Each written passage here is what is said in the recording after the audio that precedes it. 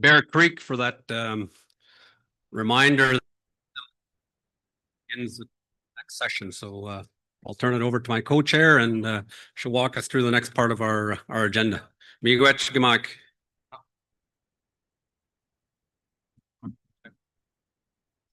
Ani Bourgeau, could I have the online brought back up? The chiefs?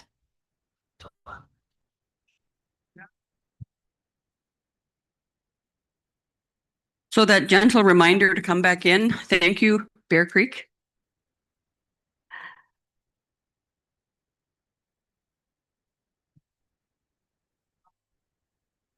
I still don't see the online chiefs yet. There we go. So we're going to move into the second portion of our corporate business. And the second part of this corporate business is the Anishinabek Nation 7 Generations Charity Corporate Meeting. So I'm going to ask for a motion to go into the Charity Corporation meeting, and I'm going to look for a mover and a seconder. I'm going to go online first to see if we have a mover. I have a hand up. Chief Patsy Corbier is going to move. And can I have a seconder?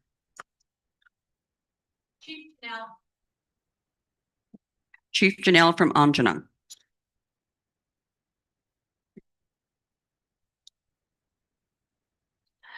Okay, do I have any abstentions?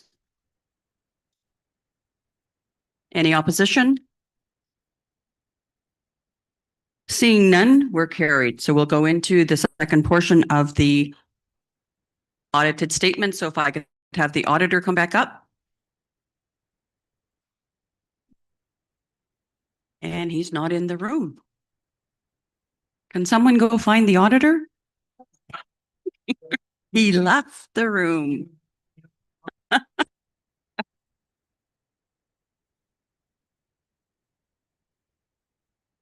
So Eric Pino from KPMG is going to do the presentation of the audit for the Anishinabek Nation 7 Generation 24-25 audit.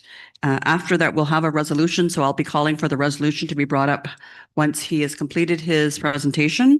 And then we'll go into closing off the corporate. So if anyone knows where Eric is. For the 7 Generation, you just did the first one. Yeah.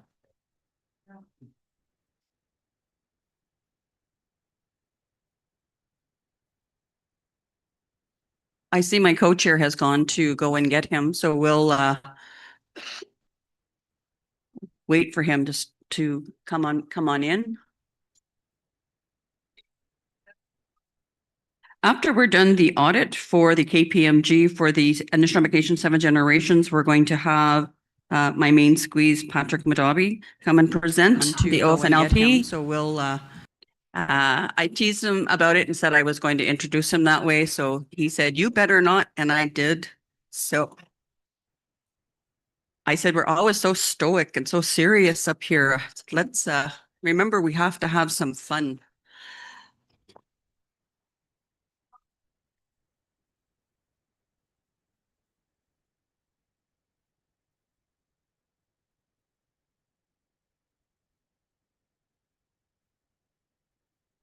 Okay, good news.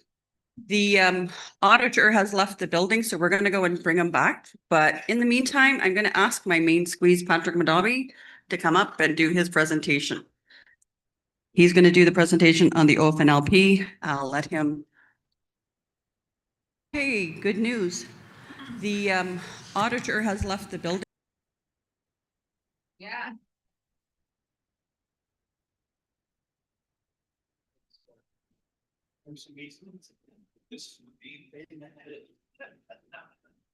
Thank you, I think. First of all, I want to acknowledge all of the sacred items. Say Chumigwech to Gimakweb Bell for welcoming us into the territory. It's always nice being up here. And of course, I don't want to forget that we should acknowledge the veterans and all the warriors that, keep us free.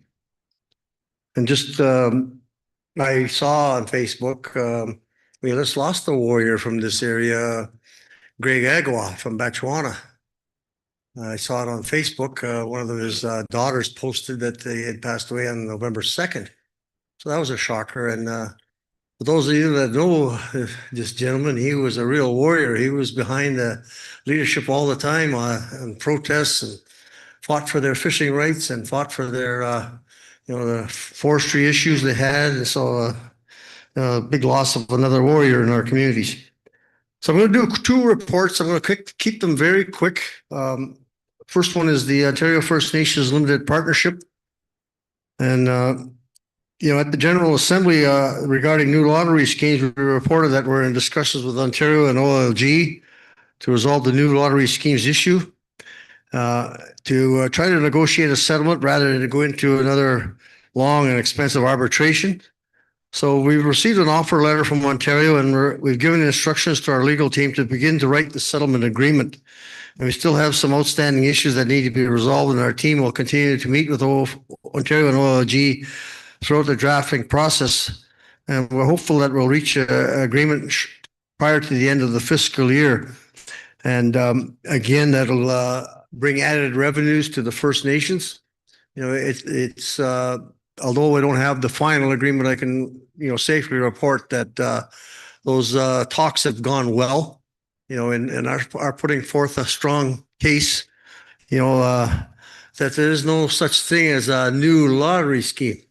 Under the Criminal Code of Canada, when you place a bet to try to win something, that's gambling.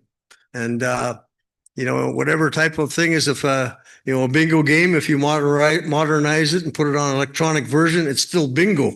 So they're just trying to rename things to get out of the way of paying First Nations what's due. So we're fighting them every step of the way, and keeping them on their toes. And I can say we've won every battle so far.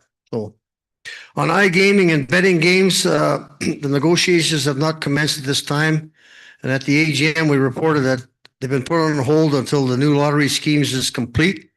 And once that new lottery scheme settlement is done, this will have an impact on the IGO negotiations. So we're trying not, to sequence the talks so that we don't jeopardize the iGaming discussions by not seeing that the other new lottery schemes issue is finalized. All these things are background basis for our arguments.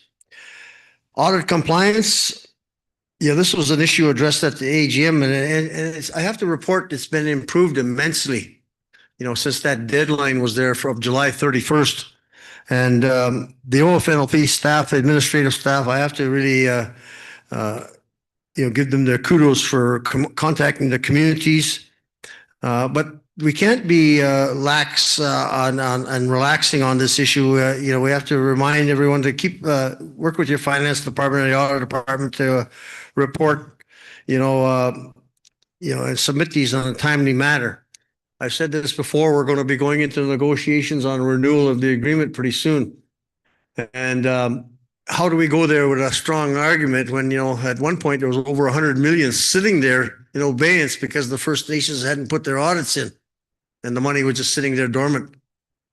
And we keep putting forth the case that our First Nations need these resources, but yet, with money sitting there like that, it's hard to put an argument forward. But I have to say, the lion's share of the communities have come through and have become compliant, and our administrative staff at OFNLP are working with those communities. And within the Anishinabek Nation, there's only a small number that they're working with. Pretty well everyone. If there's any major difficulties, it's been in the more remote northern areas. So the quarterly financial statements were distributed to all the First Nations, and the second financials will be sent out when they're available following the quarter, and once they've been reviewed. So not much else to report since the General Assembly, but things are going good there. Sovereign Wealth Fund, and just in terms of some just highlights, in 2017, there was an initial loan of 269,038,216 from Ontario to purchase 14,391,012 shares of Hydro One Limited at $18 a share. And there was an additional 29,023,890 in seed capital was set aside for an investment fund. So the initial loan has a term of 25 years at a fixed rate of 3.15%, which is a very good rate in today's market of borrowing. 129 partners agreed to sign on to the agreement. And even to this day, it's perplexing to me why we didn't get all 133 to sign, because it didn't cost anything. First Nations were automatically put on as partners. But a couple of communities had grievances with Hydro. And even though they were assured that there are still opportunities and processes for grievances with Hydro outside of the Sovereign Wealth Fund, they still didn't choose to join. But that's their loss. At some point when this culminates in a final pool of resources for First Nations, 129 communities are going to benefit substantially for economic and other priority needs. So the Ontario First Nations Sovereign Wealth was given a wealth creation mandate. So no distributions until the seed capital fund reaches 90 million or 12 years, which we're looking at 2030, whichever comes first. And the seed capital fund is now valued at 44.1 million. The Hydro One shares continue to perform very well, creating significant wealth for First Nation partners.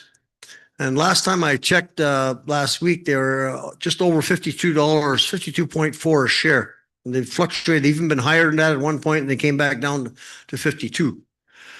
So we continually watch that market. And why I say we watch that market is every once in a while we'll release some shares and put them into a diversified portfolio that has gained us a lot more interest than just keeping it in the investment fund that the province had originally set up, that had only a small, 3 to 5% return, if that. And now some of these things have made as much as 11% or more when we've reinvested them in a diversified portfolio. So we're working very diligently to keep a close eye on that and releasing shares at an appropriate time and putting them onto the market, very slowly and carefully, so that people don't flood the market and all of a sudden it devalues the shares. So by being diversified, they perform well. And Carter, Clark, and Lund, I give them credit. They really watch the markets, and sometimes when markets are kind of going for a bad turn, that's when they slide in there, because they know that those markets are going to come back up. So they're really watching how things go, how things perform, and they're not doing anything that would call high risk. It's all very, very prudent examination of the investments and that the board approves. So right now, the current holdings as of this past September with Hydro, the fund, we have 496,074,150. And with the released shares that are invested through the diversified portfolio under Connor, Clark, and Lund, 293,314,425 for a total of 789,388,575 total. And as far as the loan is concerned, we've been paying the interest on that. There's still 244,865,248 outstanding on the loan. The way that's happening is we're continuing to pay down the interest, and then as we get closer to the end, the principal will be paid down. So, because that allows us more room to wiggle with the diversified portfolio of investing. So, we're actively pursuing these representation on the Hydro board.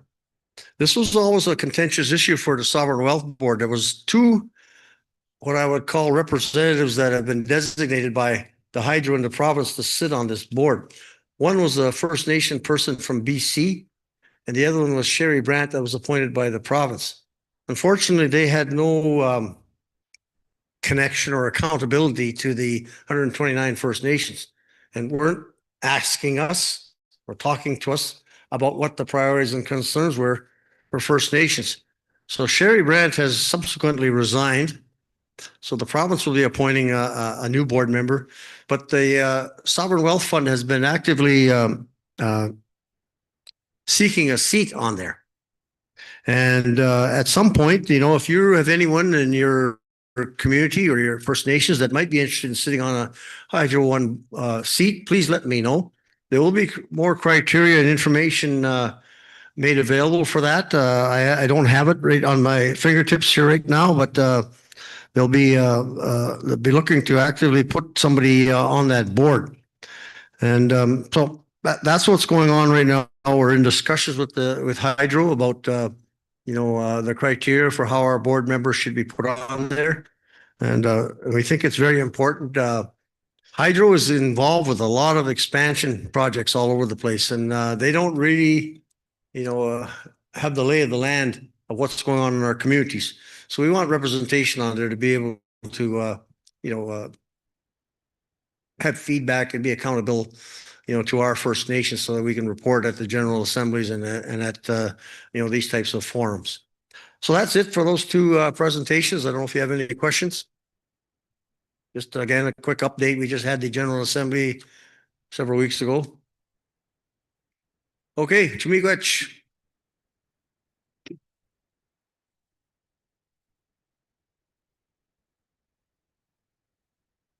And just FYI, my sweetie takes all my money.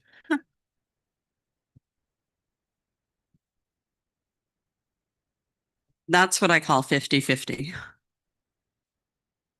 Miigwech for that, Patrick. I really appreciate your sense of humor and for going along with it. I appreciate that.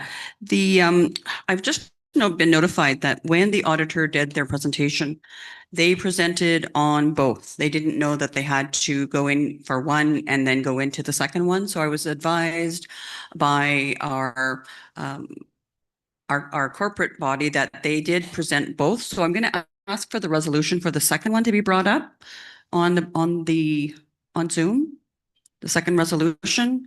And the second resolution will be an audited financial statement 2024-25 for the Anishinabek Nation 7th Generation Charity Incorporation. Okay, I see that up there, and I'm going to ask for a mover and a seconder. We are still in the main portion of the corporate body.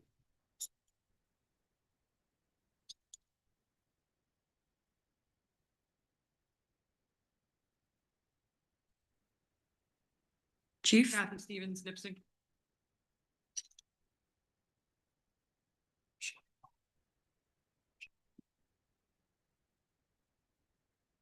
Okay.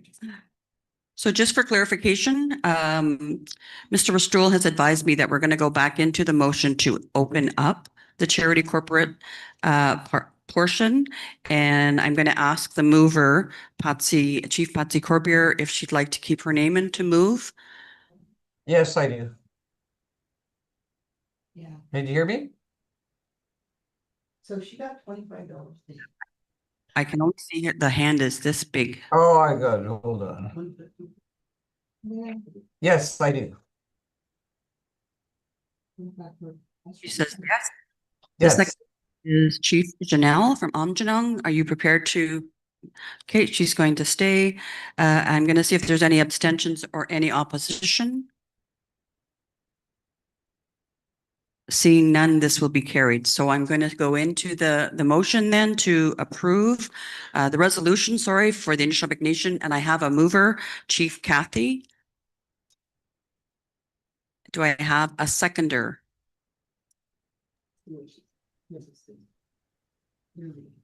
I'll second it. Now Gabo. Do I have any opposition? Any abstentions? Seeing none, carried. Miigwech. So now we're going to close this portion. So I need a motion to close this charity 7th Generations corporate meeting. So I need a mover and a seconder. So Chief Janelle is going to move. I'll close. And Chief Bell. Okay. Any opposed? No abstentions? I see there's a hand up online. Patsy? Yes, Did you have any questions? no, I don't. I see that these were both at the same time. Chief Patsy and Chief Bell had your hand up right at the same time. Miigwech, seeing none, this motion is carried. So we've moved along quite quickly. Now we're going into the second portion. We've closed off the motion for the charity corporate portion of the meeting. We have the resolution completed. The resolution that was up was that the Treasury Board had reviewed and recommended for approval the March 31st, 2025 audited financial statements for the Anishinabek Nation 7th Generation Charity, and that the Anishinabek Nation 7th Generation Charity Board of Directors has approved the recommendation to the Treasury Board and presented the audited financial statements. We do hereby approve the audited financial statements of the Anishinabek Nation 7th Generation Charity Inc. as of March 31st, 2025. So we're going to go directly into the next portion of the agenda, which is the regional chiefs. And I see that we have first on the docket the Northern Superior Regional Chief, Melvin Hardy. And then after Melvin, we'll have Regional Chief Scott McLeod. 5 minutes. I'll be done fast. Bonjour. So usually to go to them Bijwabik Saki Anishinabek. I'd like to acknowledge the sunrise ceremony and the Eagle staffs, the drums, our elders, Grand Chief, Deputy Grand Council Chief, our staff did all this hard work, as well as all the citizens. I do appreciate the opportunity to speak to you today with several lands and resources matters that require collective attention. First, the lands and resources have retained a new policy analyst, Jessa Sidori, who will be leading the mining files and the Chiefs Committee for Mining. The new Chief Committee will serve as a strategic advisory body to guide our collective approach to mineral exploration and mineral and mining activities, with the purpose to, number one, advocate for protection of the Anishinabek lands, resources, and rights. Number two, foster informed decision-making through knowledge sharing and collaboration. Three, serve as a central forum for mining-related opportunities, challenges, and sustainable practices. To confirm the membership, Northern Superior Region will have Chief Chud Edgar from Michipicoten and Adam Christensen from Red Rock Indian Band as members to the committee. Other members include Chief Larry LaRock and Glenn Bateman from Montepeté from Lake Huron region. All by his lonesome Chief Roger Thomas from Muncie, Delaware. And I just talked to the Southeast Marshal Smoke with regard to the, she's confirmed the present representation from the Southeast. As the committee meets, the members will be finalizing the terms of reference, and we'll have the opportunity to provide input, especially regarding the meeting frequency, reporting mechanisms, and conflict of interest protocols. The AOFC call for proposals. So secondly, the Anishinabek Ontario Fishing Resource Center is inviting letters of intent for the 2026 field season projects. This is a valuable opportunity for Anishinabek First Nation communities to address concerns such as fish population decline, ecosystem health, water quality, impacts from infrastructure projects like mining and dams, species at risk and invasive species, and community outreach and education. If your First Nation has specific fisheries or habitat concerns, encourage you to submit a letter of intent by October 2025. This guy just cut me down. He's telling me to get off the stage here. Anyways, the AOFC team is ready to collaborate and design customized projects to reflect your First Nation priorities. And finally, the Lake Nipissing Stewardship Council creation. The First Nations located within the Lake Nipigon watershed have inspired to create a Lake Nipigon Stewardship Council with the main goal to inform, collaborate on water protection, fisheries, data, etc., restore the health of the lake, recognition of the Lake Nipigon as, I got it, now you got me mixed up again, integrate traditional knowledge and use of holistic ecosystems, recognition of Lake Nipigon as a living being, and support capacity building and influence long-term planning. So the communities, they can be seeking the Great Lakes ecosystem funding to support the establishment of the Lake Nipigon Stewardship Council. And finally, the Lands and Research Department was requested to investigate water concerns in Mishpicotton, which was flagged with the McLeod mine and abandoned iron ore site near Wawa, Ontario. So this is the last one I'll do, I swear, Chair. But so as a veteran, I just want to put this on. As a veteran, there will be a late resolution or emergency resolution coming in to reflect the 25th anniversary of the National Aboriginal Veterans Monument in Ottawa. There is no 25th anniversary event for the National Aboriginal Veterans Monument. There is none. But they did have one at 25th anniversary for the Tomb of the Unknown Soldier. So that acknowledgement for the tomb, the ceremony for the Tomb of the Unknown Soldier overshadowed the Aboriginal Veterans Monument. But the purpose of that monument is to actually honor the contributions of First Nations, Métis, and Inuit peoples who have served the Canadian Armed Forces and peacekeeping operations. It reflects traditional beliefs, talks about duty, honor, and it's actually, it works with harmony within the environment. So that was unveiled in June 2021. So what we're going to, 01, sorry. So what we're going to be doing, we'll be seeking chiefs to move and to second that resolution. And this will be at the bequest of Chief Jonas Deputy. Miigwech.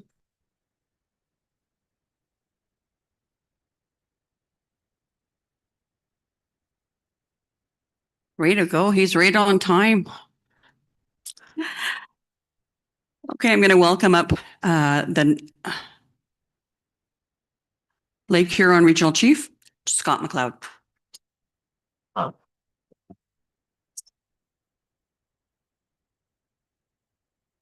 Miigwech, Charlotte. I was just curious. We were talking over here when you said that Patrick was your main squeeze.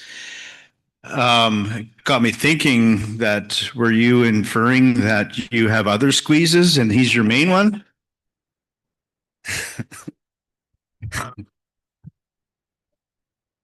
Anyway, Anishinabek Zongabwe Dijnikaz Bizing Dunjaba.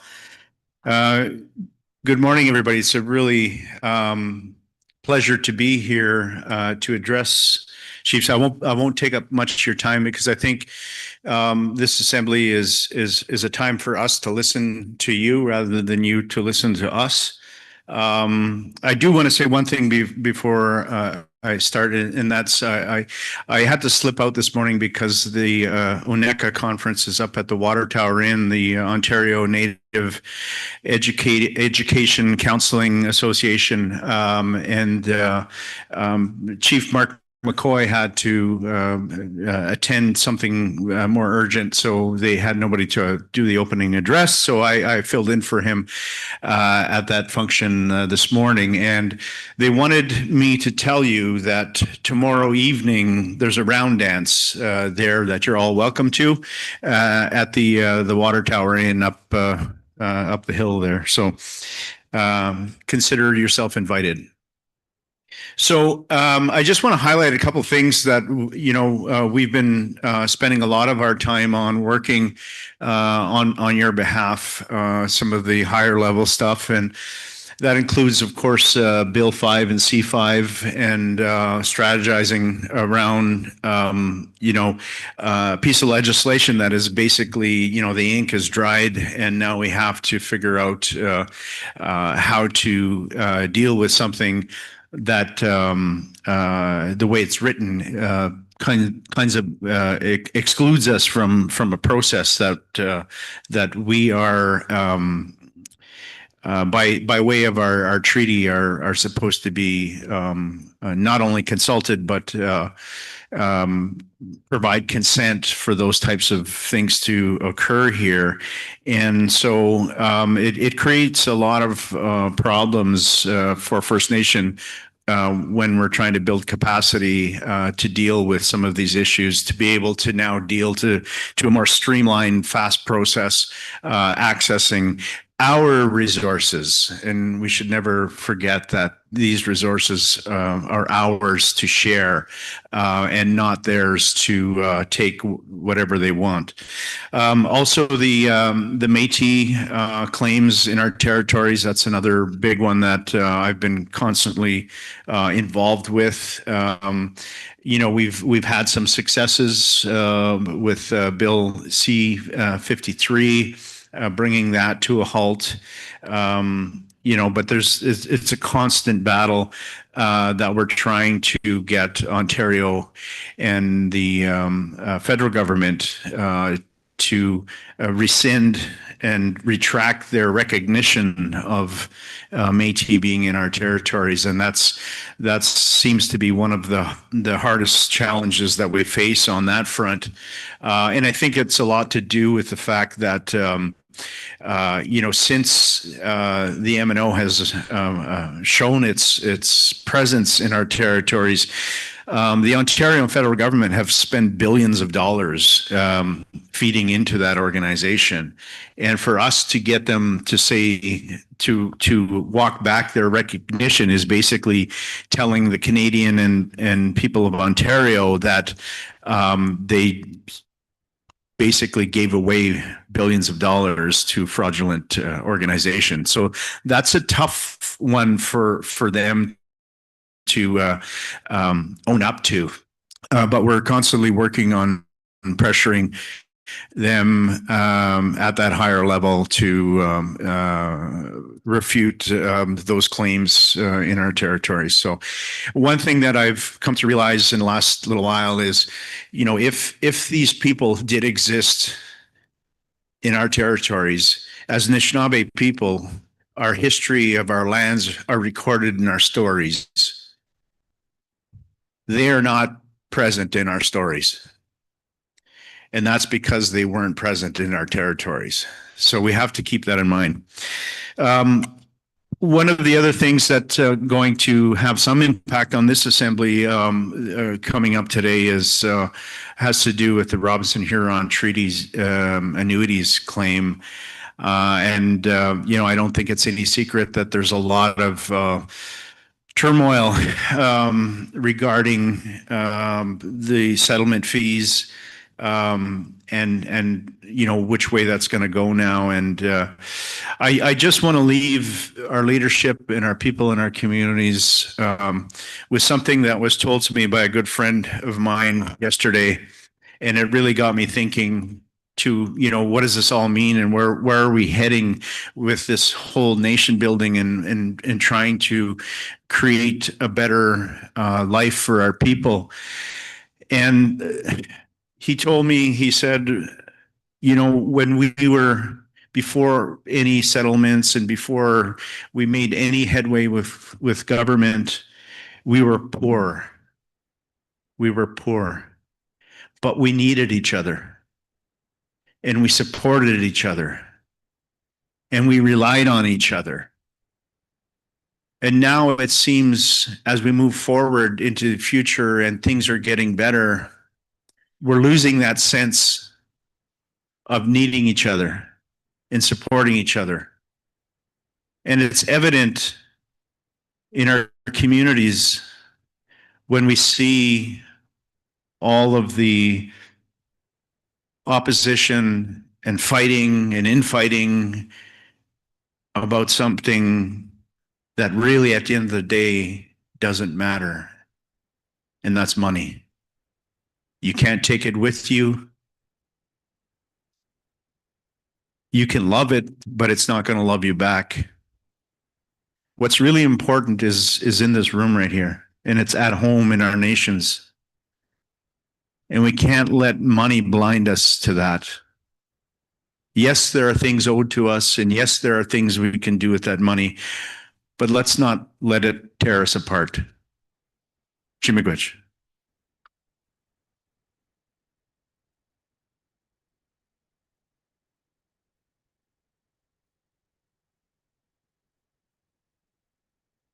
Miigwech, Scott, for that reminder.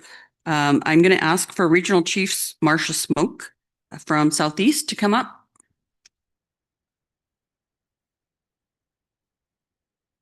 And then after Marsha, we'll have the Southwest Regional Chief, Joe Muskokaman.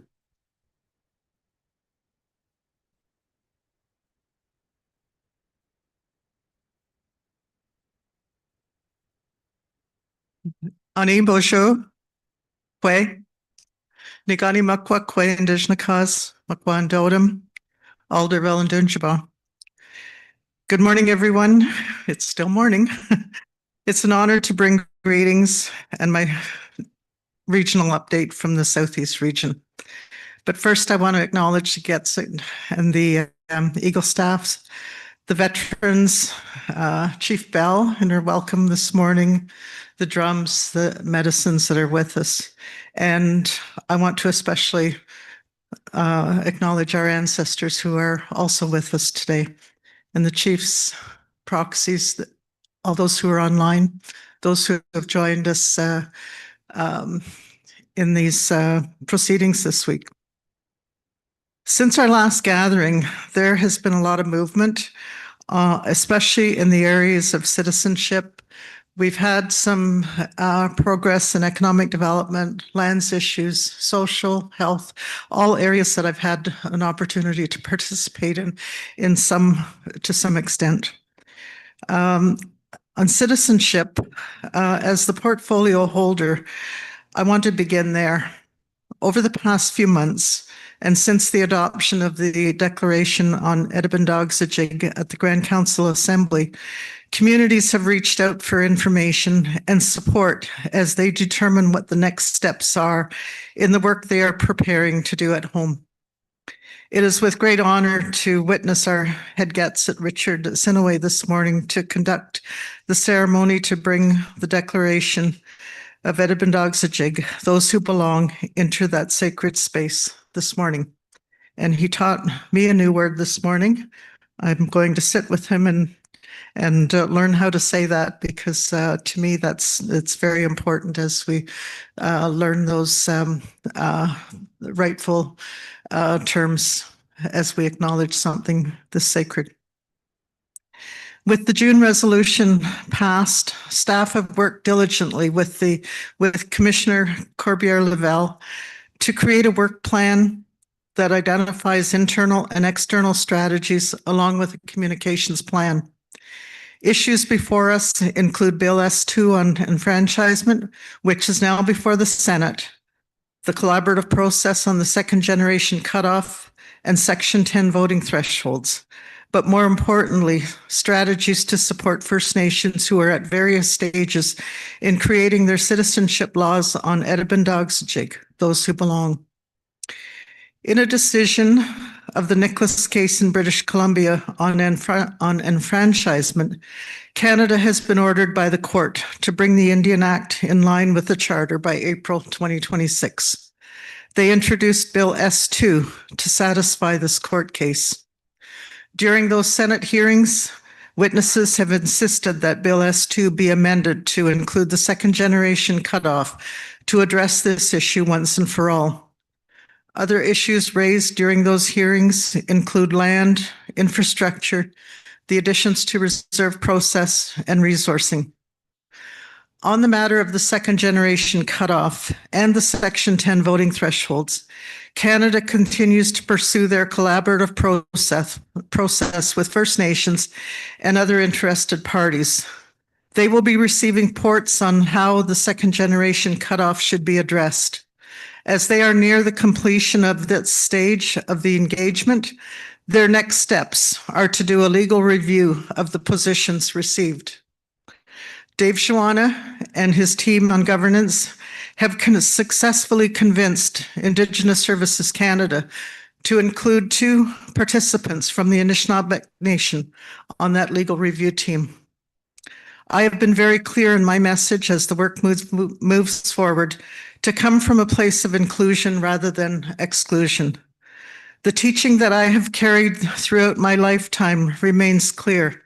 Never leave anyone behind. This is a quote from June Smokebaugh, my mother, and a member of the Alderville First Nation.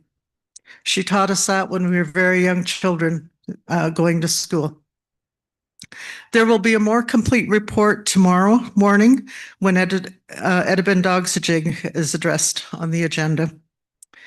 In economic development and procurement, just quickly on this front, we have been able to generate some momentum and work with staff to revive the Chiefs Council on the economy. We are seeking to restate those who are continuing to represent the regions and fill any vacancies that exist. On lands and resources, where I also have a role with Regional Chief Mel and Regional Chief Scott, harvesters have been very active, especially in the Southeast region, and in bringing forward issues that they face on the land.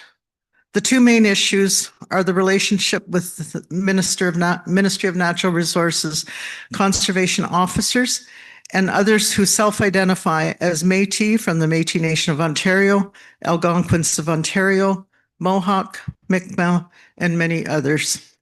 Advocacy and support has been provided on other issues, including over-harvesting, glyphosate spraying, trap lines, and the need for more cultural awareness training with M&R conservation officers who are actually frontline workers in the field.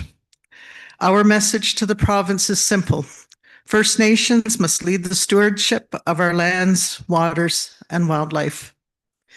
In the areas of social development, this is a major issue the major issue being dealt with when I took on the role of Southeast Regional Chief was the Canadian Human Rights Tribunal final settlement agreement on child welfare. And then it was the Ontario final agreement. Some of the positions in the drafts and the final agreements were not acceptable to some of our First Nations in the Southeast region. While everything was nearing completion, I took the messages as teaching moment and began working with Stan Cloud and Leanna Farr. Participating in the various working group meetings provided assurances that the First Nations would be receiving up-to-date information as the work shifted now to the 1965 Indian Welfare Agreement. In the health transformation, I have very recently taken up the role as one of the portfolio holders on health, assisting Regional Chief Hardy and supporting the health team. When I say recent, I mean 2 weeks ago, so it's been really recent. But the issue of health transformation has been ongoing for some time. As the plans have been modified over time, my goal is to ensure that health transformation is not simply a devolution process of transferring responsibilities for implementation by Anishinaabeg faces following the same policies and procedures and financial constraints of the federal and provincial governments. I believe that the vision has to go beyond the status quo, that any agreement should ensure stabilized and sustainable funding with the ability to revisit operating budgets should circumstances beyond our control present themselves. And one example of that is the recent tariffs that have been put on the medical prescriptions by the US government. It's important to collaborate with other First Nations as we embark on this health transformation journey and learn from hands-on experiences of other First Nations who have taken over their health services in other parts of the country.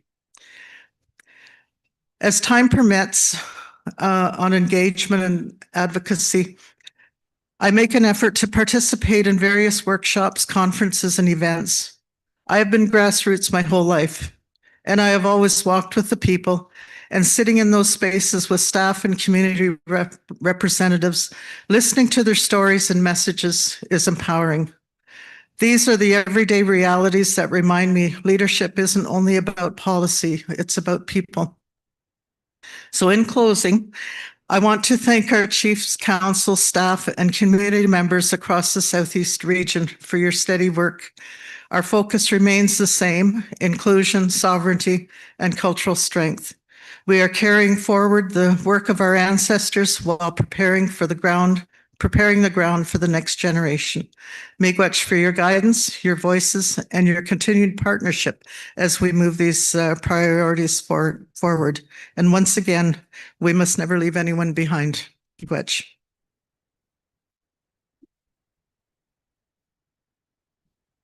Miigwech for that regional chief. I'm going to call on regional chief from the Southwest.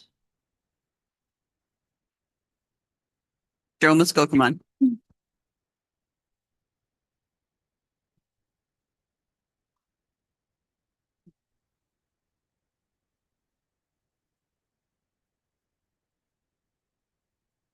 Thank you very much, Madam Chairman. First of all, I'd like to recognize that we are in the territory of the Robinson-Huron Treaty. Thank you very much for your hospitality and invitation to come and visit this beautiful territory again. I'd like to acknowledge our medicines here and also our elders councils and all the other councils that accompany us in this journey.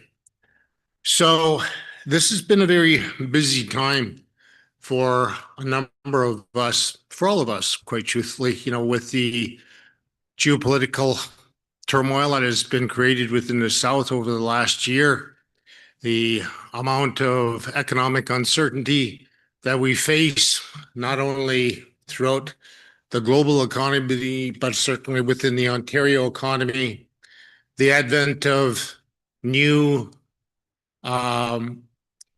economics that we haven't seen before, very rapidly changed within about a week of legislation being entered into the House until it received royal assent, and still figuring out of what that applications of those two bills, both federally and provincially, are going to mean.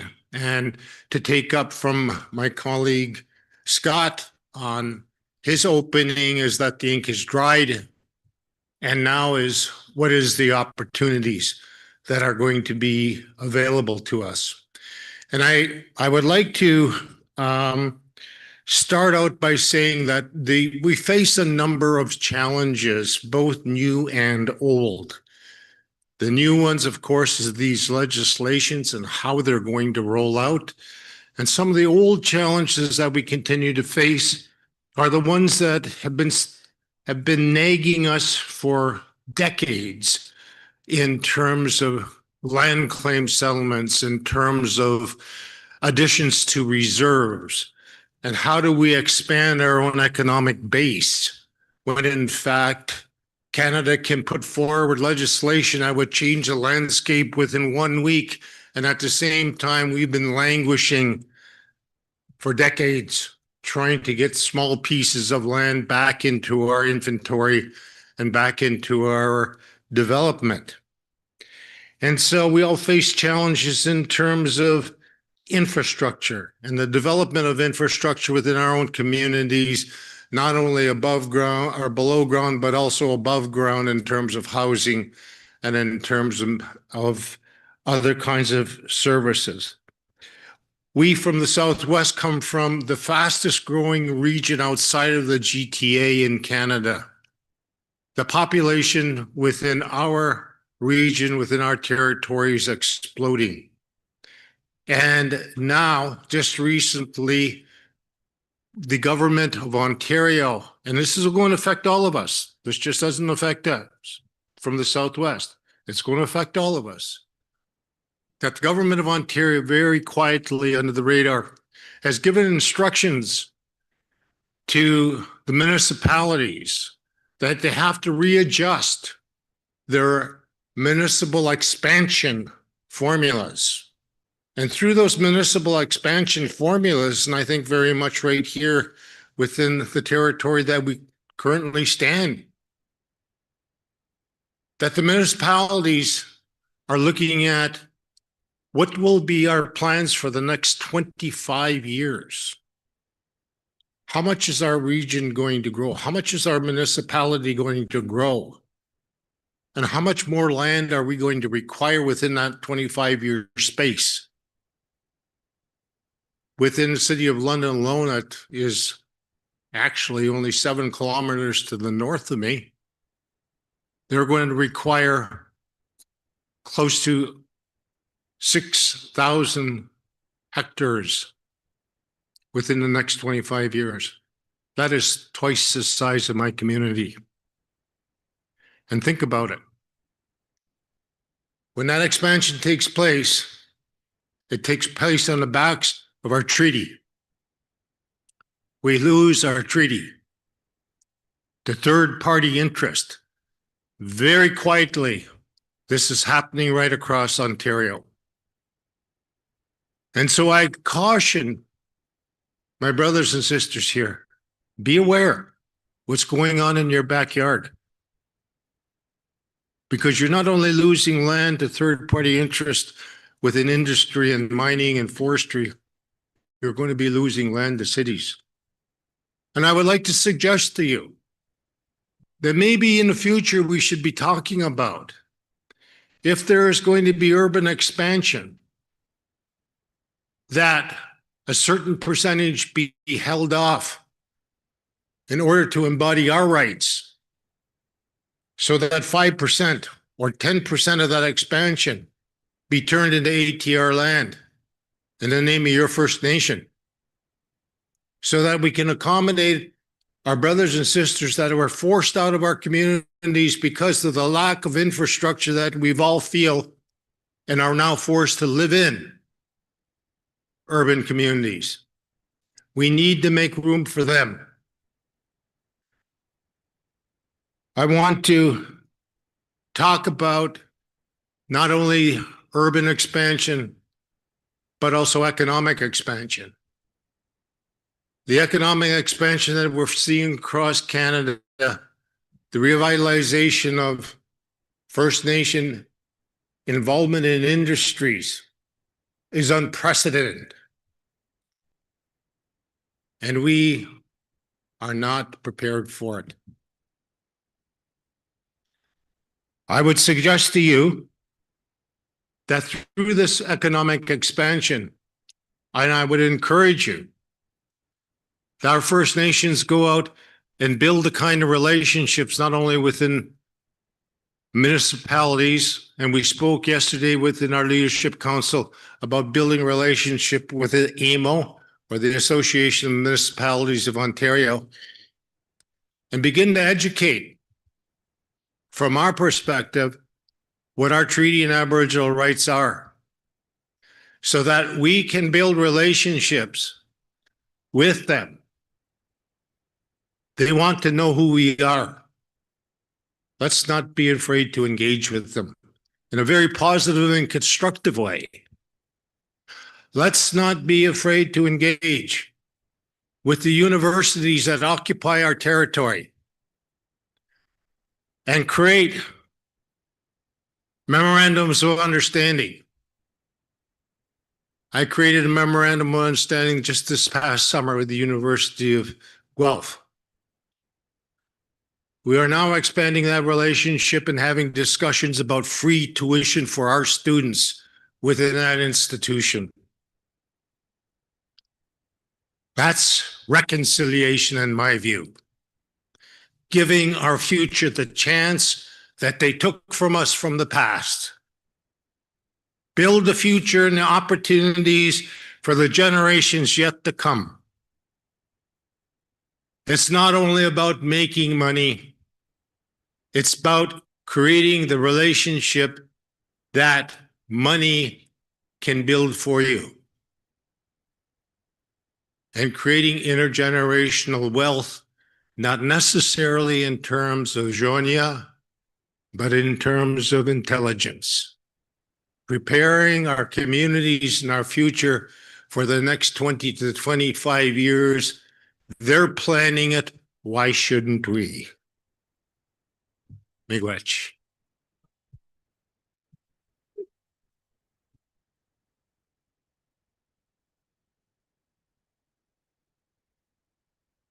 Miigwech Gimak.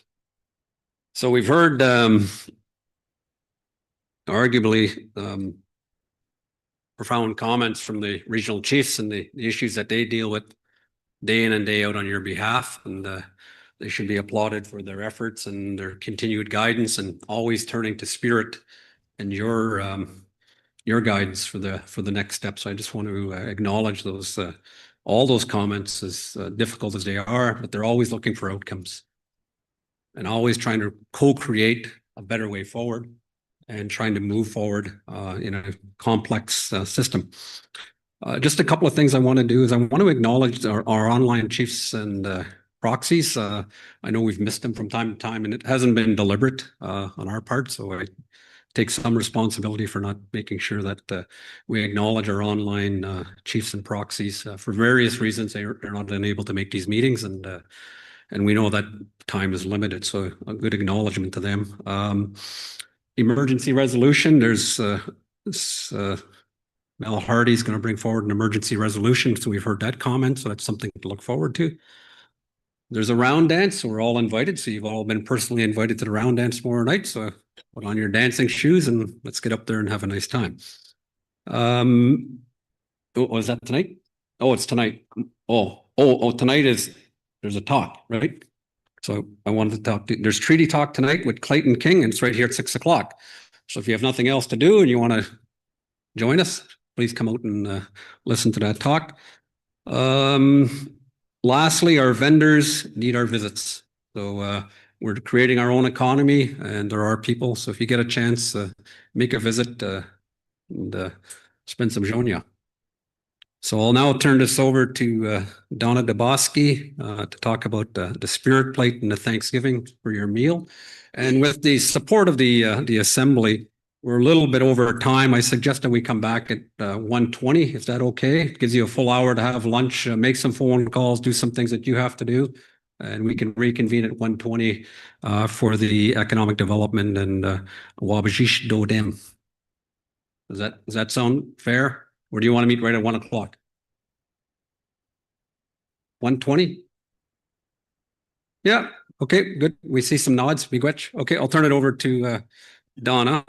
Miigwech. Nahabosho. Evde kwedang di Anishinabek kwenda gigondo demawe. Shikegi ningenot magna. Mr. Chikwe migwe chang de benchget. Migwe chan nage shkak mikwe. Kni ocean de gaktigadang wa meeting. Minogi no wanda kwesi sakino gamigo kino bematsu no kino yim nakagi wanda meeting. Minogi no wanda gachiba kwejik. Migwe chananigi no gashikchina kiat kino Kinwe, wim nakagi wanda meeting midas miigwech chikiding. Miigwech. Naho.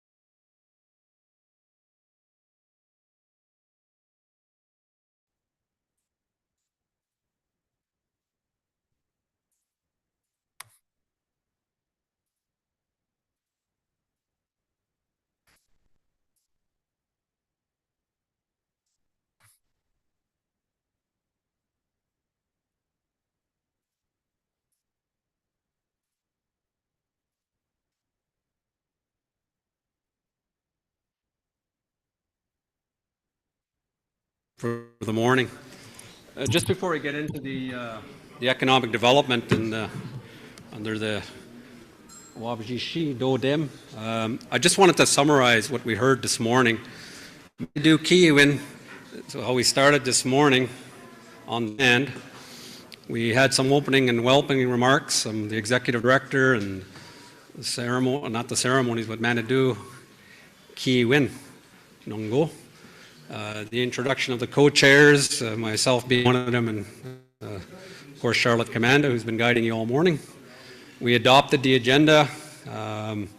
We had the opening remarks, powerful remarks from our Grand Chief, Linda Dabaski, and then the Deputy Grand Chief, Chris Plain, shared about collaboration and Bill 5 and just a number of important pieces that need to be taken care of. Went through the housekeeping piece, which is a big part of any agenda, so I want to thank Charlotte for walking through that. I don't think I would have made it without her help. Then we jumped into the audit presentation, and that kind of got joined with a couple of pieces, but I think the leadership understand that, and undoubtedly we got some pieces covered there in terms of making the organization stronger and our audits and financial situations in good health. So it was brought to you by KPMG. Brendan came up as the executive director and discussed the strategic investment. Very interesting and well-developed structure about what the organization can expect from your secretariat. So I think there's some key features there about guidelines, proposal, submission and review, next steps, and nation building and self-sufficiency. Very common themes that came out of that. So thank you very much for doing that, Brendan. So it tells you you're in really good shape.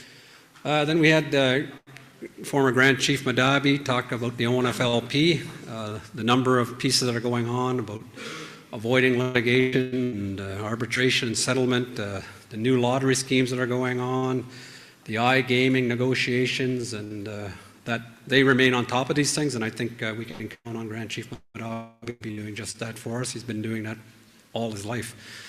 We talked about compliance and audits as well with those submissions, and there's been a powerful movement forward on those compliance issues when it comes to audits for ONFLP, so that's really good. So that's a good takeaway. Then he pivoted into the Sovereign Wealth Fund and gave a lot of updates on the sovereign wealth arrangements that go back to 2017 with the loan agreement with Ontario. I won't go through all the numbers, but he did go through a lot of that.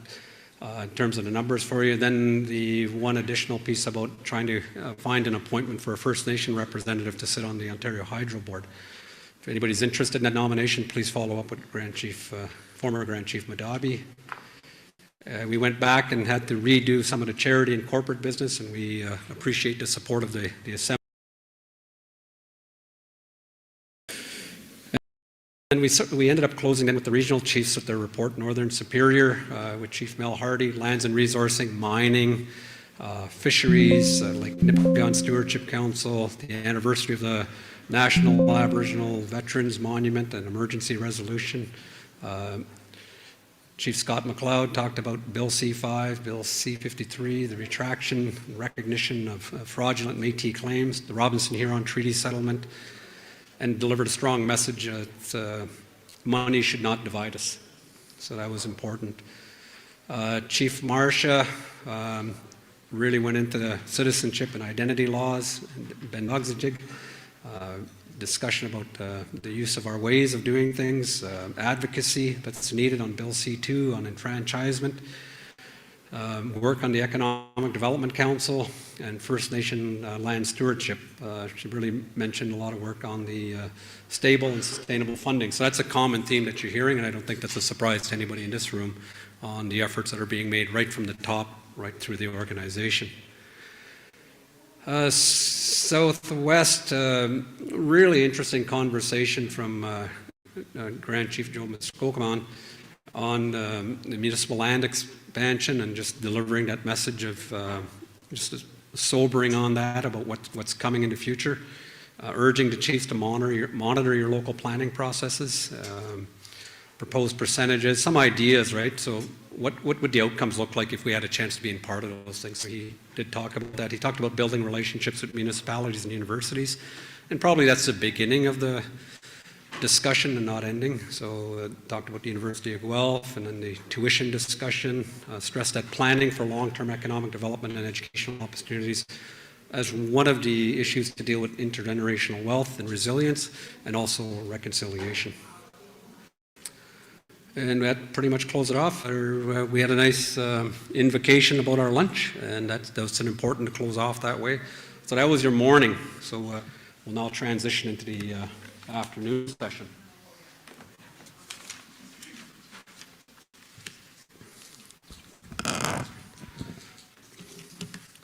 So this afternoon, we start now with the 120 with the Wabajishi Dodem, the economic development. So we're going to talk about Bill 5 and C5 strategy update, and that's going to be brought to you by Deputy Grand Chief Chris Plain and the Executive Director Brendan Houston and Darlene Solomon, Economic Development Manager. They have the floor. Miigwech.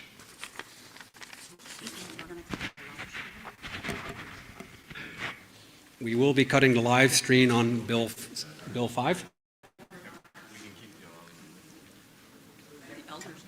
What's that?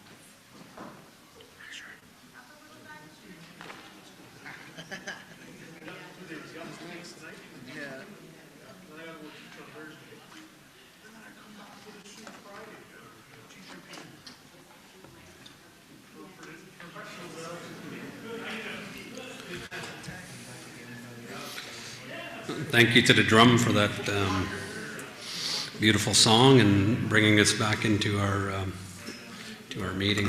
Which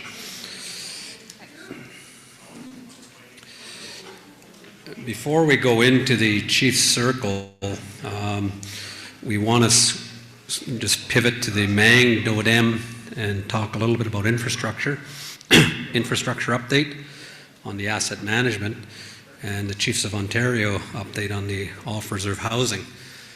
There are no resolutions because we don't have quorum, but we do want to go through the presentations, and tomorrow we'll deal with the resolutions. So we want to allow this opportunity for our guests who've come a long way to be here to do the presentation. So there'll be Jamie Koistinen, who's the infrastructure manager at the Union of Ontario Indians, and we have Chief Kelly LaRocca from one of our communities, and then we have Kelvin Jameson, FHR Inc., and we have some guests from the coup who will be invited in by Jamie. So can we have Jamie Koistinen and their team come up? Well, they're here, and I'll turn it over to them. And I think we have Kelly LaRocca online, I believe. Miigwech.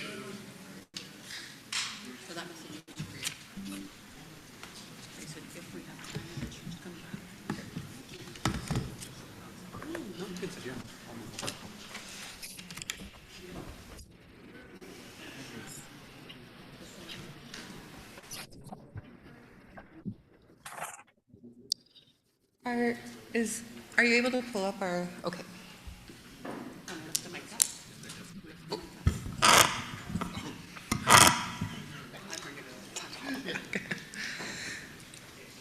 I was just gonna wait. Oh, perfect, there it is, so it's up.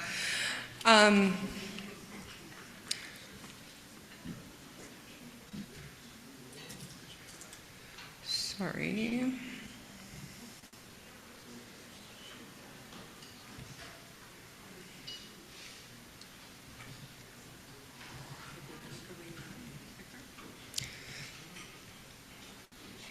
Yeah, so this is the clicker here? Okay, perfect. Okay, so good afternoon, everyone. My name is Jamie Koistinen, and I am the infrastructure manager at Anishinabek Nation. And until April 1st, 2025, I was the only person in the department. As of April 1st, 2025, we've now grown from a staff of 1 to 6.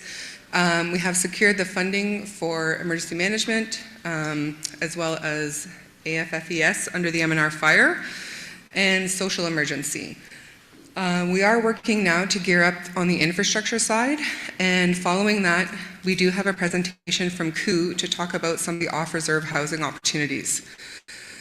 Right now, back in the spring of 2023, we had been directed by the Chiefs and Assembly to allocate resources and conduct an environmental scan and create a full report on the needs of the Anishinabek Nations as it relates to housing, water, wastewater, subdivision planning, community infrastructure, and broadband access needs. That seemed like a bit of a tall order and not really knowing where to start. So we started doing some community we started touring a lot of our communities. We started out in the Northern Superior region, and what we found was, while conducting our tours, that less than 1/3 of our communities have conducted any of these plans. These 3 plans are the foundation for sustainable infrastructure and growth. They complement each other, as the land use plan provides growth. The community capital plan directs investment, and the asset management plan is a tool that calculates the environmental scan. It translates what exists on the ground or below the ground into data that leadership can then act on. It doesn't replace community vision, it just helps quantify it. These 3 forms together, these 3 plans together form a community roadmap, linking land, capital, and operations under one vision. Without these foundational plans, communities are then forced to act to funding opportunities instead of leading or making decisions from a defined plan. So, sorry.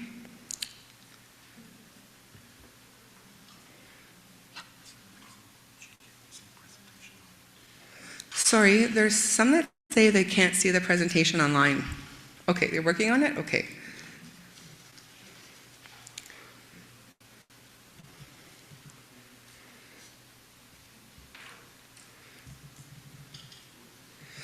Okay, so why every Anishinaabe community needs an asset management plan. Most communities rely on ISK's historical allocations, and these don't reflect actual life cycle or replacement costs. ISK has made it so that asset data is scattered. In your communities, you're seeing some of it captured on FNIP or e-acres. And right now, we have an opportunity because an asset management plan creates a single unified picture of assets, condition, value, and replacement costs. Multitasking with all these. So while these reports provide, e-acres provides an inventory snapshot, they don't show a full financial picture because there's no life cycle, no forecasting, and no long-term plan. Basically, an e-acres report gives you a snapshot, but an asset management plan provides you with a strategy.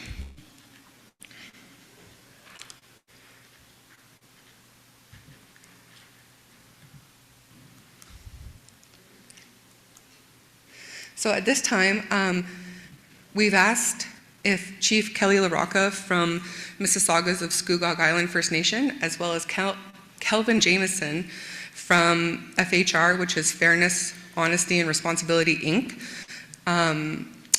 could provide an overview of the case study as they have just recently completed their community asset management plan. So I don't know if you want this one. Looks highly technical. Okay, Chief LaRocca, you can hear me? Yes. Can you hear me? Yes, I can. We all can. Oh, good. All right. So who's up next, Kelvin? Is it you or me? I'm going to let you go first, of course, Chief. Okay. So is the slide deck up there? Yes, it is. So you'll click for me. Yes, it will. Okay. Anin Bosho, Najwe Makwakwe Indishnakas, Chichak Dodam, Wabsashi Dodam, Skugog Minising Donjaba. I just wanted to say, Anin, I'm sorry I'm not there with all of you. I really wished I could be, but I had a bit of a medical thing I needed to tend to this week and just needed to stay in the Southeast region. I would like to just acknowledge the leadership in the room and all the sacred items and the songs. I also really want to say Chimigwech to our Grand Council Chief. She's an exceptional leader, quite frankly, and I just really feel, I guess, some confidence knowing that she's the Grand Council Chief at this time, where, as she's pointed out, we're going to be met with days that are reminiscent of the Stephen Harper era. So I think she will lead us well in that time, as well as all the deputy chiefs. I and the Leadership Council. I do want to acknowledge as well the co-chairs, and in particular, just give a shout out to Chief Shining Turtle, which I will always refer to him as, and just say it's nice to see him. So we at Scugog just wanted to, well, we've been working on a number of capital projects over the years, and really it was a bit of a combination of our operations staff and Kelvin, who said, hey, have you guys thought about asset management? There's some money for asset management planning. Maybe we should do that given all of the massive infrastructure you've built in the community. So the council considered it, and I was in support of that. And so here we are, and we've very proudly finished our asset management plan. Just for those of you who don't know, so you know I'm the chief at Scugog. Scugog First Nation is located in the Southeast region, and we're about an hour and a half northeast of the city of Toronto. We were without clean drinking water until 2021. So gaming is in the community, but there was always a standalone system built for the casino itself, and the community did not have clean drinking water until that time. And my heart goes out to the communities that don't have it yet. Just to give you a brief overview, our community is we have about 60 homes on reserve. We're a small, tiny community, small but mighty, I like to say. We have about 300 members. I'd say with about 80 members on reserve and the rest off reserve, living in mostly in cities in Toronto and Vancouver. We have a full water plant, a distribution system. We have a wastewater plant with collection and fairly minimal roads, although we have a regional road that bifurcates the community, which is landlocked. And we have about 4 main institutional buildings. I do want to say or note, as the slide suggests, that our asset management plan, we decided to meet municipal standards for asset management planning, as we thought, well, we'll treat them and align them as a best practice with the regulation. And our study was completed in 2023.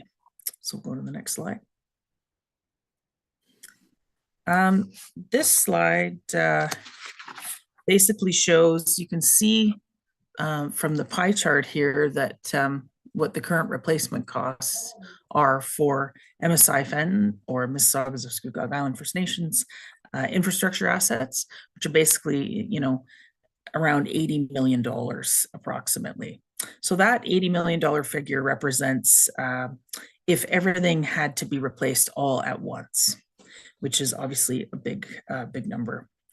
The biggest replacement cost, however, which I think is really important to note to communities, is housing. That's after water and wastewater assets are considered.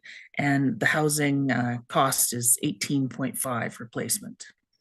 And so, as Kelvin always points out to us, those 3 assets are really the core elements to any First Nation development. It's really hard to have community health. It's really hard to have community economic development without water and wastewater, obviously, and housing and healthy families. So even for a relatively small First Nation with a relatively small number of assets, the replacement costs are massive. Next slide. This chart represents the 10-year financial costs per asset category and by year. So basically, our biggest financial impact is not the major assets of water and wastewater, but in fact, housing, as you can see here. Sorry, Steve? Sorry. If I just interrupt, I apologize, everyone. The charts got truncated. Oh. And what it shows is, starting at the top, it's an asset by category. So it's basically water treatment, water distribution, wastewater collection, and then it gets into roads, parks and recs. And then as you get down further, the third last line, starting at 282,000 on the screen, is actually buildings. So their projection of buildings. The second last line there that starts off at 551,000 going onward is housing life cycle projected costs. And that shows over a 10-year, that's what the value of the asset management study does. It looks at all your assets, looks at all your O&M costs and all your replacement costs, and projects where these costs are going to happen in the next 10, and you can make it to 20 years to see where is your biggest financial risk in your assets. Sorry, Chief. I have the full chart on my screen if anyone wants to screenshot it and take a quick look, but I just wanted to make sure it was on the recording. And I'm going to tease Kelvin for his presentation formatting. Sorry. I can tease Calvin because I've known him for a long time and he really helps us out. Anyway, next slide. So, lessons learned. I think there's a reason why, ISK wants to cut us off with this funding. We'll see at 4:00, I guess, where that's all going to go and learn from ISK after that point in time. But they don't want First Nations really to have their assets managed because it's going to show the real picture of what the replacement cost is.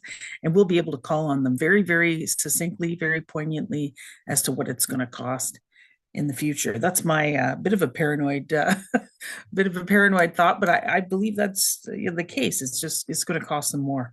Things are more disposable now than they ever were before. And I think it's very expensive times. But, asset management basically shows the level of effort needed to maintain all of those assets over their lifetime. And the ISK O&M funding doesn't even approach this level of effort and doesn't account for other costs, such as the operational administration costs. So it serves as a financial planning tool. Of course, it serves us when we go to lobby in Ottawa in advance of when we foresee the needs coming. And it serves as a focus on key areas such as the impact of housing on our overall finances. It's really only one part of a successful infrastructure operations background study to have. And, I think it's just, again, really important to note that even for a relatively small First Nation with a relatively small number of assets, the costs, replacement and operational costs, are extremely large. And I'm just, I really hope that our First Nations, I just want to plug asset management. It's a difficult place to get to. It can be a bit like wading through wet cement to get it done. But once it's done, it's really important. And I think it's important to managing our finances of our community in the best way possible. I did want to note while I'm here on the floor too, an earlier comment that was made in the gallery around relationships with municipalities. And I know Chief Linda was mentioning how we should share our resources together and our best practices. We just came up with a bilateral agreement with our local regional municipality, and we're calling it a government-to-government agreement. And it's really the first of its kind in the country, from what I understand. And we didn't always have a great relationship with our municipality, I can say, but it's gone a long way to make sure that they consider us in the decisions they make, and that they consider us for things like procurement or other economic or opportunity, and have us at the forefront of their mind rather than the background. So I just wanted to share that. It is online, but certainly if anyone wants to connect us on what a model could look like, we're happy to share as well. I did plug ISK today, actually, earlier this morning, that Calvin should be teaching them about procurement and our recent round of procurement policy drafts, because we've worked very hard on them, and hopefully he trains ISK on how to do it better. But anyway, I will leave it at that. Thank you for listening. Thank you. Thank you, Chief. I just want to add the asset management study done by Scugog, and I've been involved with 2 other communities in the region, have shown one thing, that the ISK O&M formulas that is provided to your communities is not sufficient. It proves it in all manner of asset categories. And for a little history lesson, because I'm going to say openly, I'm getting to be an old guy, the ISK formulas, the INAC formulas, the DIAN formulas, what else, AANDC formulas, and Shining Turtle, you know this, they were all developed in the 80s, back when our assets were very minimal. You know, some of us had pump houses, maybe the odd roads, a few houses. Well, they're the same formula funds being used. They bump them up every so often. But if you're looking at relationship building and sustainability of your communities, particularly on a financial planning level for your assets, that's, to me, is one of the key things to have discussions with ISK. And the asset management study is the firm basis to have that discussion with ISC and the federal government as a whole. Thank you.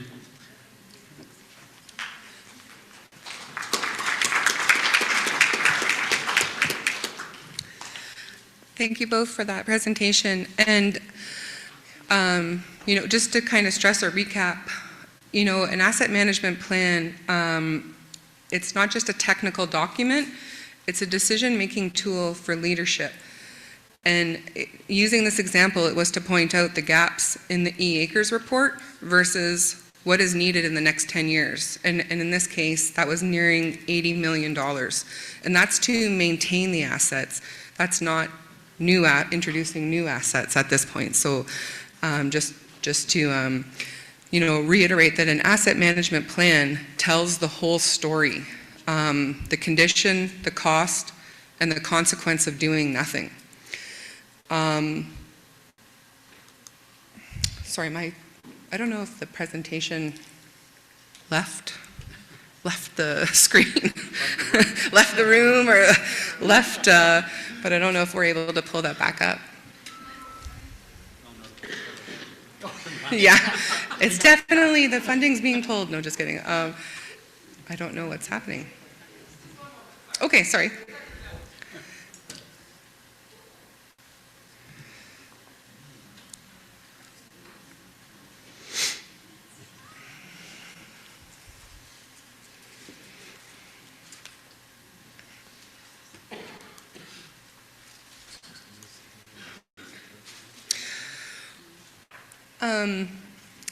And as Calvin said as well, that the ISC O&M funding models were designed decades ago, and they're not intended, or they're not indexed to the life cycle costs or inflation. Using the case study that we just seen, when you have accurate data, your funding conversations change. Even comparing their size of the community, I'm not sure if they're on a 10-year or a 5-year block funding, but as she said, they are severely underfunded with their block funding to maintain their assets. And at this time, why we're bringing this here today was, I believe it was Chief Marcia Smoke who asked, what are our community's numbers, or what is our collective data? An asset management plan is basically a tool that every stakeholder, from your leadership council, your community, to ISC, and anyone in between, they can all understand this tool and they all read from that script. So it's a universal tool to speak to all levels of agency. And collectively, every community's asset management plan would serve the nationwide environmental scan. Together, they reveal our infrastructure gaps in dollars and data. And the reason why we're talking to you today is because ISC is preparing to potentially withdraw that funding stream that would previously had been funding asset management plans. So I don't believe we have quorum, but at this time our intention was to ask for leadership support to advocate that the funding remain in place, because without this funding, communities lose the ability to calculate true life cycle costs. They lose the ability to plan responsibly for housing, water, and infrastructure. And having listened to past resolutions, I believe the leadership's direction has always been clear. They want a tool to be able to plan from knowledge, not from crisis. And this is the tool that would help guide that. And, oops, skipped ahead there. I do think that tomorrow there would be time to review the resolution, but this is a draft of it right now. And that's it for our presentation. But as we said at the beginning, there's a second update that we will be calling upon members of COO, like the Chiefs of Ontario, and they are providing an update for off-reserve housing and the funding that's becoming available. So I guess we'll table this part till tomorrow morning. Oh, we do have a quorum? Oh, sorry. Okay, well, that sort of changes things. Sure. Okay.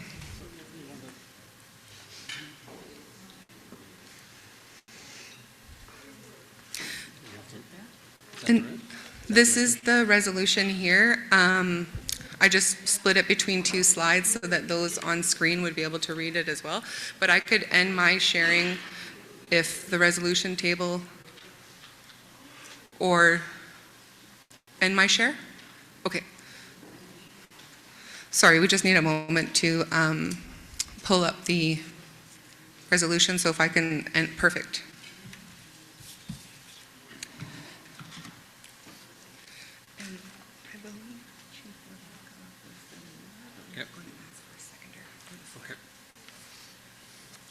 Is Chief LaRocca still available to move the resolution? That was a request that was made. Just in terms of quorum, I believe we have 26 chiefs or proxies either online or in the room, so we're able to advance this resolution. So if we have the resolution up, please. We have a mover. I think we have. I see Chief LaRocca online. Bonjour, Chief. And thank you for your presentation and your lessons learned and your engagement with your community, so with the neighboring municipality, so and the work you're doing on procurement. So some very profound discussion there for the leadership. So we're looking for the resolution to be brought up on the screen so everybody can see it, and as well as online for our online chiefs and councils that are available.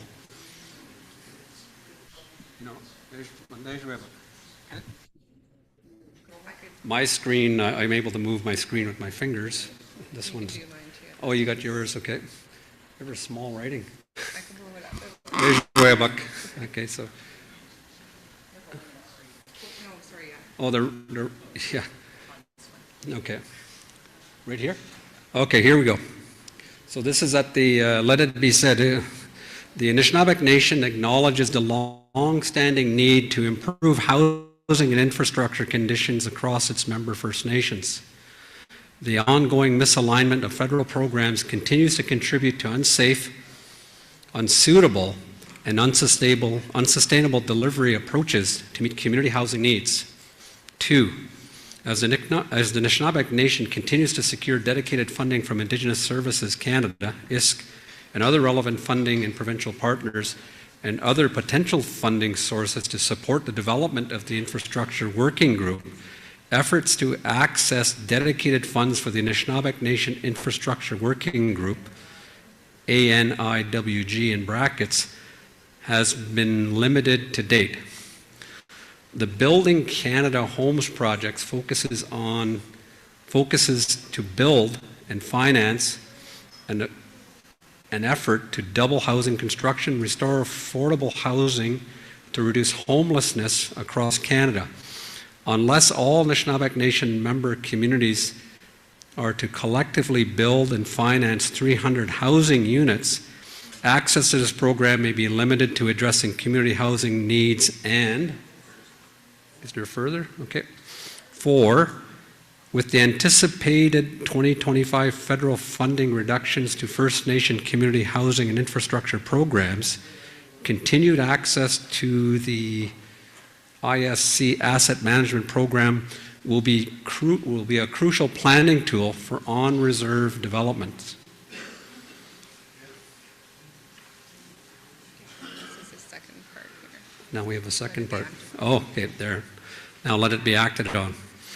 Direct Anishinabek member communities to be supported in developing the integrating land use plans, environmental asset and community readiness studies, EACRs in brackets, and the asset management plans as foundational tools that equip community leadership to guide, prioritize, and advance sustainable community development. Direct the Anishinabek Nation work with the Grand Council Chief to advocate the continued availability of ISC asset management program that will support the sustainable management of Anishinabek Nation community infrastructure and improve operations and maintenance through proactive efforts, and direct the Anishinabek Nation Grand Council to continue to develop the comprehensive infrastructure and housing advocacy strategy as identified in Anishinaabemowin number 2025-09, establishment of Anishinabek Nation Infrastructure Working Group, and strategic realignment of housing advocacy efforts. That's the end of it. So it's been moved by Chief Laraka, Scugog Island First Nation. We're looking for a seconder for this resolution. Seconded by Chief Joe Muskokamon, Chippewas of the Thames. It's been duly moved and seconded. Do we have any questions? Question's been called. I've heard this before. All those in favor? All those opposed? Can I say we have reached consensus? Can I say we've reached consensus? We have consensus. Miigwech Gama.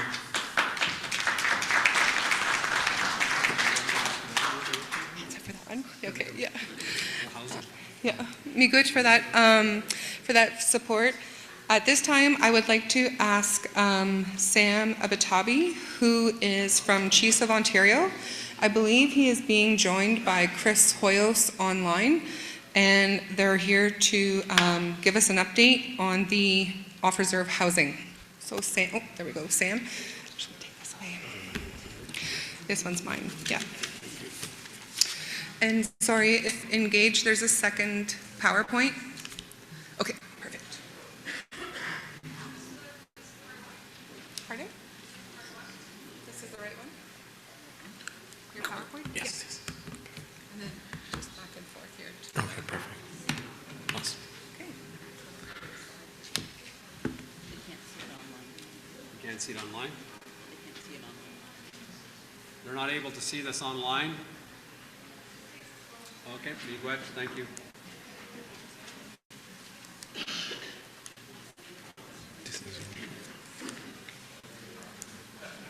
Give them a moment to bring it online.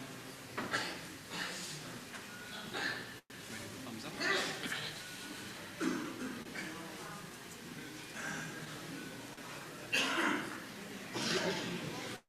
Okay, we're good.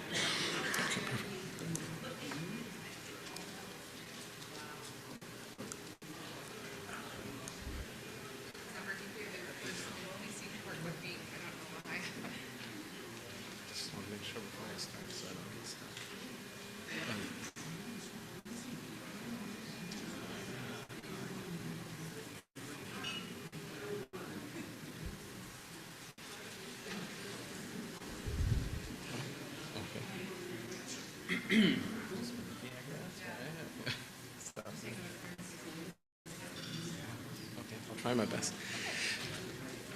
Good afternoon, everyone, leadership, delegates. Thank you for your time. Thank you for the opportunity to be here. My name is Sam Abtahi. I'm the Director of Housing and Infrastructure with Chiefs of Ontario. Previously, I had the privilege of working in our economic development. You might have seen me working in our supply chain and procurement file previously, and recently working on the housing infrastructure file. And presenting to you today mainly regarding a decision point that's coming up, taking your time to flag this important time-sensitive matter that will be coming up for a decision point at the Falls Chief Assembly in Toronto, November 18th and 19th. So hopefully to share some of the information that's coming forth, some of which has already also been circulated with you. As Jamie stated, I'm also joined with here by my colleagues online, Chris Hoyos, Director of Policy at Chiefs of Ontario, who's to lead this file previously, and a lot of the good work has been done prior to myself just moving onto this file in the past few months. The topic is off-reserve housing, obviously, as was stated. Before I begin, I just want to again acknowledge the fact that certainly we are talking about off-reserve housing. under this program. However, that's not to take away anything from the fact that the on-reserve needs remain a priority in our advocacy, and we are constantly reminded by our good chair of the CCOHI, Grand Council Chief Tabasque, that to ensure that we remain dedicated to both on-reserve housing and off-reserve housing needs as well. Just a little introduction. Just to help myself in the assembly, there's a bit of noise that's starting to rise, so if you just maybe move that down a little bit, that'll help the presenter, and it'll help me make some notes. My hearing's not that good anymore. Miigwech Anishinaabemowin. Thank you.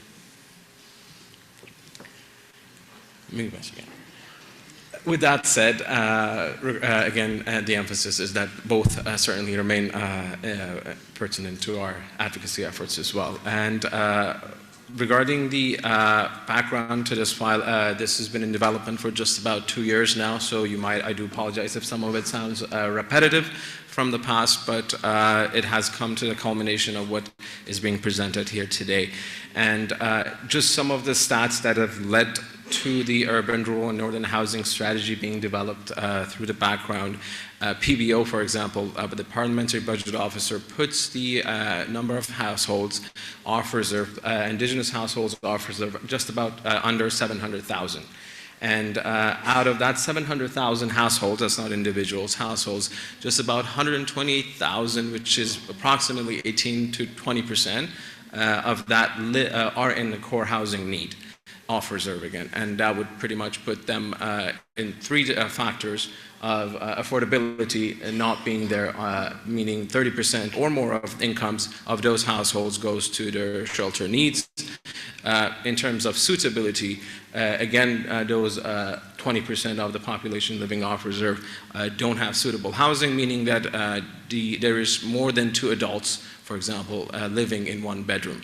And then there's not adequacy is also of question, meaning that the state of the repair of those dwellings that they live in is also not right, meaning that again their income of those households is not sufficient to improve the situation of the household or the dwelling that they live in, basically. So pretty much culminating to the significant need that exists in terms of investments and availability of housing for First Nations off reserve.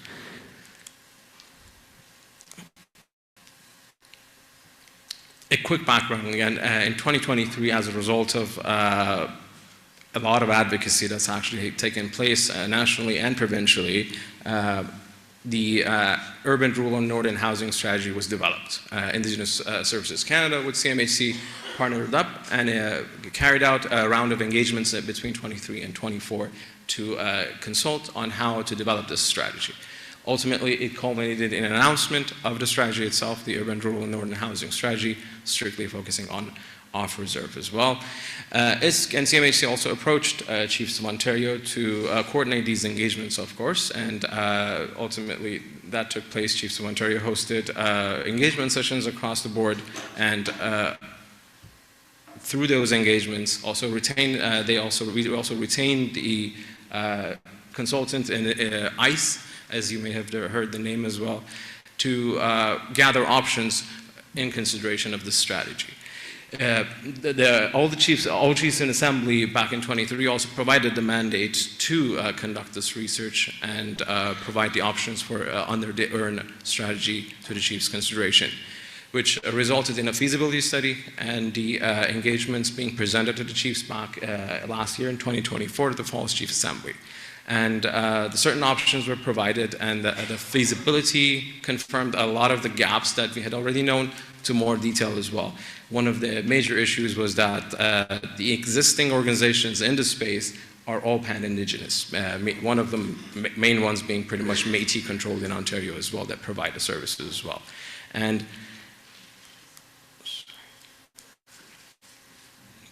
the second major problem there again is that all the streams that exist for off-reserve housing are pan-Indigenous. So pretty much Indigenous Services Canada has created programs that are all pan-Indigenous, which ultimately flow through pan-Indigenous organizations as well.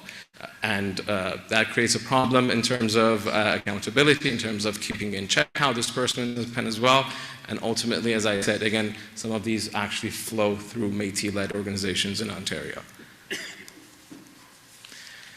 Another problem in this space, again, is the lack of incorporation, and when there comes opportunities in the off-reserve housing space, there is no dedicated First Nation off-reserve entity that can take advantage of these upcoming opportunities. Oftentimes, again, it comes back to pan-Indigenous organizations taking advantage of the funds, and ultimately, with no accountability or reporting back to the chiefs, to the rights holders of how the funds have been collected, how did they get dispersed, was it proportional? I think earlier today we heard exactly that. What about Ontario's share?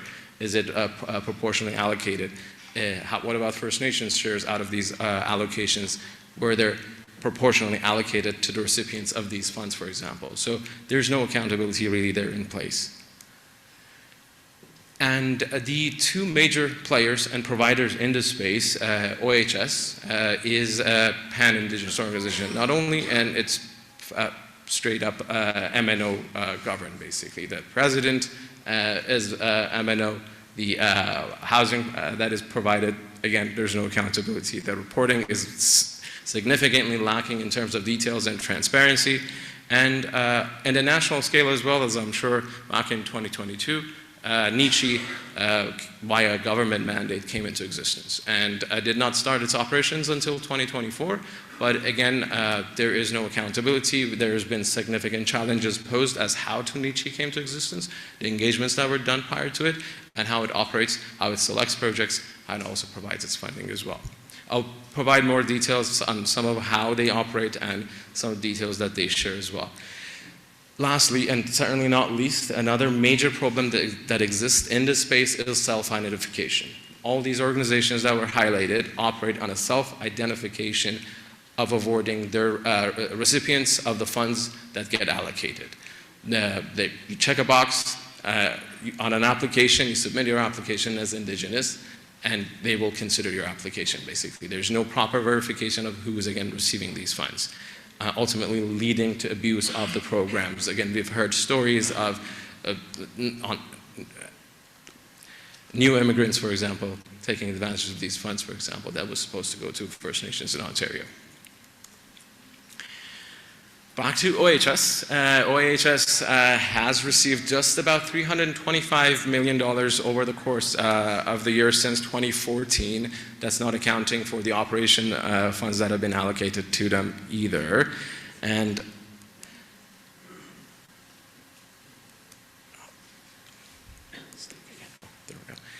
another striking fact about some of the information that is not shared actually by OHS around how their funds is dispersed is, first of all, if you go to their website, you look at their annual reports, you will see that the financials have been redacted. So the financial statements are actually not published online or publicly, unfortunately. We have managed at times to just get snapshots, and this is a quick picture of that actually. So you'll see that in 2024, for example, in April, as a snapshot of that particular time, about 18% of the funds had gone to non-Indigenous recipients. And also 23% of the funds had gone to Métis recipients as well. Another major striking problem here is the fact that Métis populations in Ontario are actually in a positive correlation to non-Indigenous, meaning that they are 2% actually higher in terms of the core, or lower rather, in core housing needs even versus non-Indigenous recipients. So if anything, the funds should have actually been going to non-Indigenous rather than the Métis recipients here. But again, that's just a figure and a fact, and this also carries over to the, this was regarding repairs. The same tune carries over in terms of programs that lead to home ownership as well. Again, you'll see that there's significant portions being dedicated to non-First Nations throughout these programs as well. On a national scale, as I stated, NICHI just came into existence in 2022, did not start dispersing its funds until 2024, which saw $50 million come to Ontario projects. Out of those projects, only $12 million have been awarded to projects that are strictly First Nation, all published on NICHI's website and verifiable. First Nations and Métis projects, those are projects that publicly again claim that they serve both Métis and First Nations in Ontario, received again just about $12 million. $26 million went to projects that again publicly announced that they will serve both First Nations, Métis and Inuit as well in Ontario, which again have no verification processes put in place, all operating on self-identification allocations.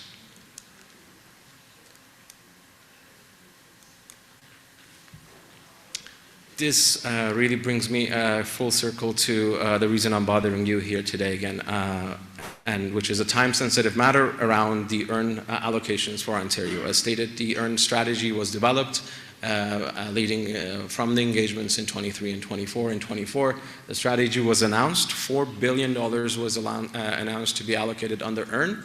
As part of that, carve-out was done for distinction-based First Nation allocations as well in Ontario, which is just about $133 million.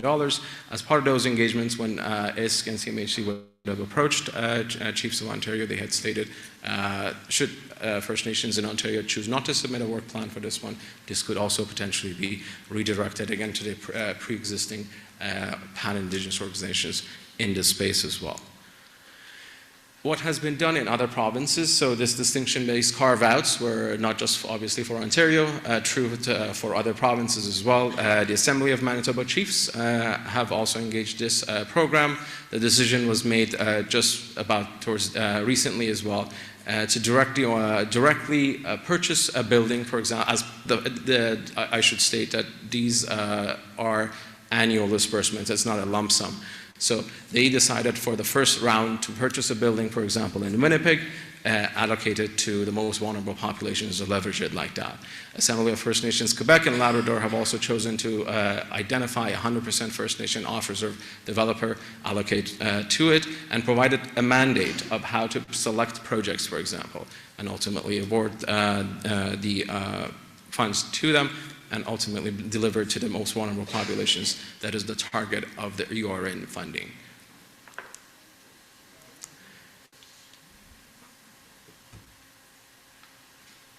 And to the decision of the matter as well. So post the Fall Assembly last year, of course, continued engagements have been going on with leadership, with pretty much everybody active in this space in terms of development and offers of housing, with rights holders as well through platforms, several platforms and direct engagements, which pretty much led to the Chiefs' deliberation back in the Fall Assembly that there is collective action needed here.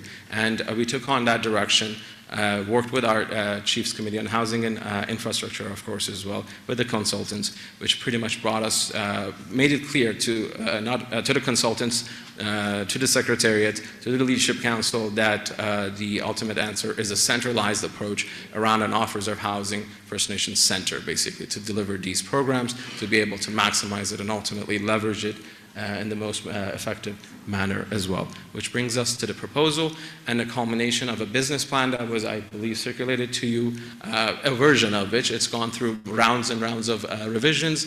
A version of it was just circulated to all leadership Monday as well. And earlier, again, as I stated, it was circulated to our Chiefs Committee on Housing and Infrastructure, as well as some other PTOs that I had the privilege of actually providing this information to. And it has been a living document, really, that has come to the state that you have seen it, and we'll be happy to circulate it again with you.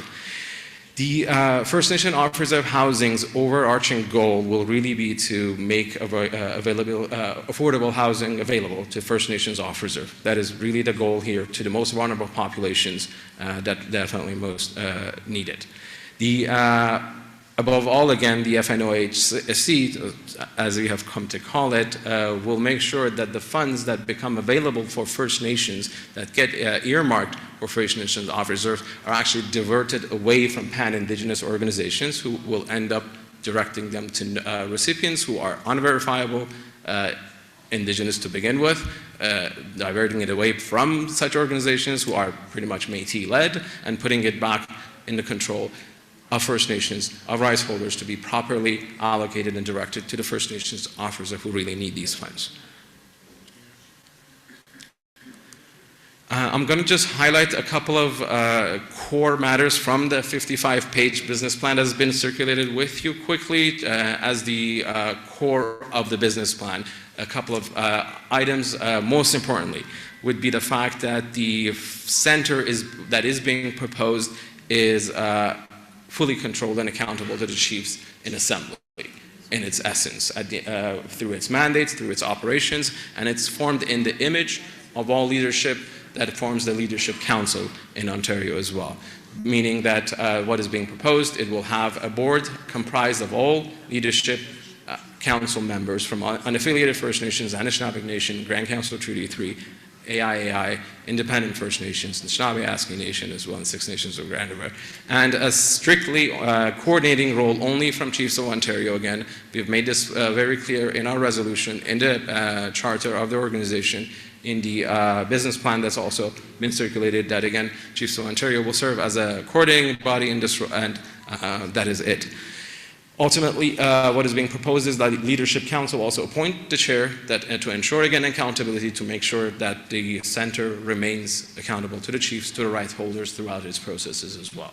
And ultimately, given the unique individuals that will be the recipients of these funds through the earned funding, the First Nations, vulnerable populations, there's an advisory member board also envisioned in this with OFN IPC, Women's Councils, Knowledge Keepers, and 2SLBGTQIA+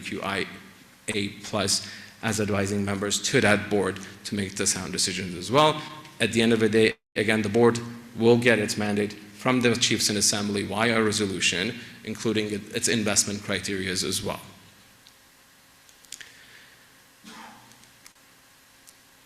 This is a quick snapshot of the governance structure that is again envisioned, that again emphasizes the fact that the accountability comes back to the chiefs. The Chiefs in Assembly will provide the center its mandate on how to operate. Of course, that by extension empower the leadership of all PTOs, independent First Nations and unaffiliated, to have their members on the board as well. Ultimately, them selecting the operation, selecting the projects, and reporting back to the Chiefs in Assembly via audited financial reports as well. This is a snapshot of what potentially could be into the future. There are significant opportunities that exist that, if overlooked, again, would be directed to other organizations and ultimately not without any accountability back to the rights holders. There's significant opportunities in Build Canada Homes. There's significant opportunities in Canada lands basically being leveraged by Build Canada Homes that organization of scale with the proper mandate from the rights holders could potentially tackle and actually divert away and directly direct to actually First Nations as well. Same goes for provincial funding and potentially a $2.8 billion additional amount of funding that would be upcoming via an RFP that's being awarded by CMHC in the coming year. Last but not least, again, the vision would be for this center to operate the available earned funding, again, strictly off reserve, with no contesting of any on reserve, of course, funding whatsoever, and stabilize its operations, distribute those funds as well, and ultimately arrive at a juncture by 2031 where the Chiefs in Assembly, rights holders, can review the performance of this center and decide on a path forward there as well, where if the center has functioned properly, if they so choose to, you'll see an option, for example, could be for the center to continue its operations as a backbone, where now regional organizations come into power, for example, and take on the off-reserve leading in their own regions as well. They've also heard through our, from leadership as well, that there are certain communities that may not necessarily want or have the capacity to do that. So they will continually need to rely on a centralized approach as well. So again, those are to be decided, of course, by the Chiefs Assembly at that juncture as well.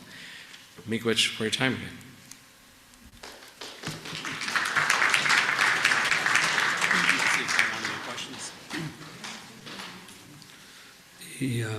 Thank you very much for that presentation, Sam. There's a lot said there in a very short period of time. I just want to give the Assembly a chance to ask any questions or seek clarifications. This is being prepared for the November Chiefs meeting. So this is your backgrounder to the November Chiefs meeting, so there's a lot on the table when it comes to this this issue on the off-reserve housing opportunities for you and what they look like. So these are some of the models. There seems to be elasticity in the report showing that there's a couple of variabilities and there's a time element as well, and there's a resource element. So I'll turn it over to the chiefs if you have any questions or comments that you want to make. The floor is open for those comments. Well, we have them here. Chief? Yeah, Chief Williams, what is being proposed is a multi-unit complex or 2 or 3 or 4, if not more. Is that what we're looking at? I do apologize, missed the beginning of that one. Multi-unit complex for off-reserve housing. That's what we're looking at. Absolutely. Okay, so what you're looking for is cooperation from within First Nation leadership to set up a corporation to help facilitate funding from sources. On the EARN project to pretty much build those multi-unit off-reserve housing, basically, yes.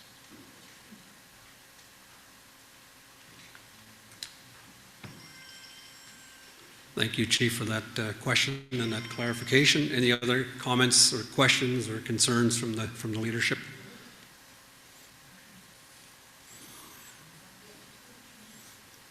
One last time, any questions, comments? If you do you have can they reach out to you? Do you have an address or an email? Yeah, so we have staff here that can, if you have questions after and you want to take this back to your council, discuss it, and then raise questions, and we have staff here that can take those and bring those forward. Miigwech, so there's Sam's email, right, on the screen. If you have that, you probably have it in your packages anyways. Thank you very much for the presentation, and very enlightened, Miigwech.